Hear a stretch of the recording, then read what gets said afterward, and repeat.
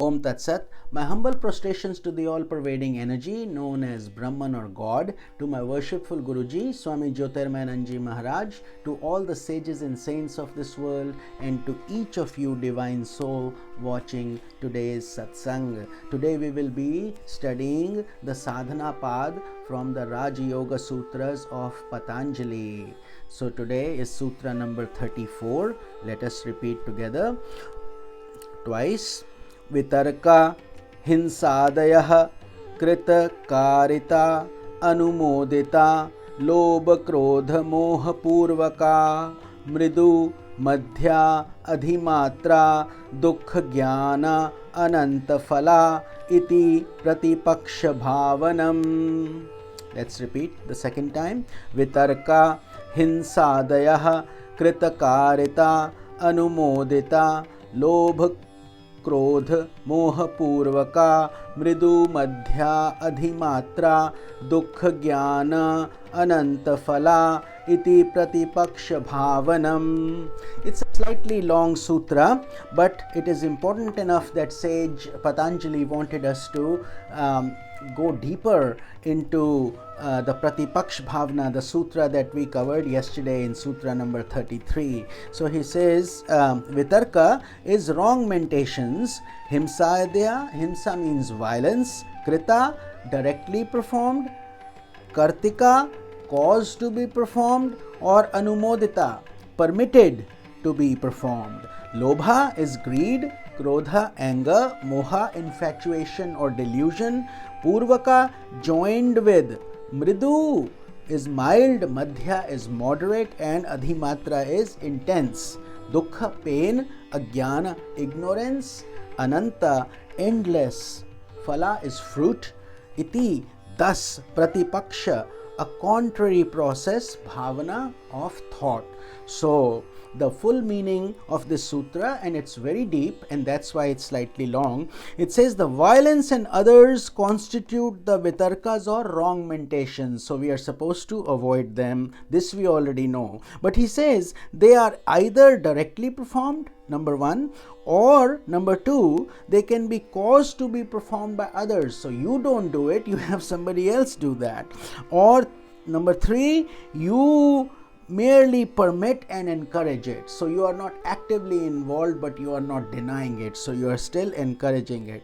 These vitarkas are further joined with either anger, greed or delusion and are thus either dull, moderate or intense. See how deep the layers of this sutra are that sage Patanjali is sharing with us. So they give rise to endless pain and ignorance based on is it mild, is it moderate, is it intense, and what level of action we are doing. Are we doing it ourselves? Are we permitting others to do it? Or are we asking somebody else to be involved? So based on that, the intensity of our actions and therefore the consequence varies.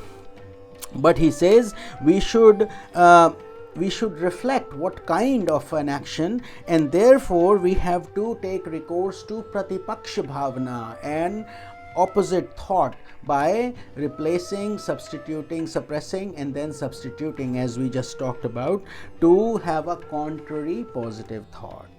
Now, that is the essence of this sutra. We have to be making sure that we understand that treat the whole universe like your own self. Treat others like you would like to be treated. So if we don't like to be lied to, we should not lie. We don't like to be hurt, we should not hurt. It's pretty simple. But an aspirant must be able to understand that every negative thought is to be controlled the moment it emerges from the unconscious, because only then can you effectively control it. If you give it some room, it will start to grow, and very quickly that ember will turn into a blazing fire and it will be very hard to control it. In the same way, we have to nip any evil thought right away with a contrary positive thought. So thus we have to control our thoughts. This is the holy path. We are wanting to become like God, to have His qualities. So therefore, every act that we do should be an act of divinity, of love, of compassion, kindness.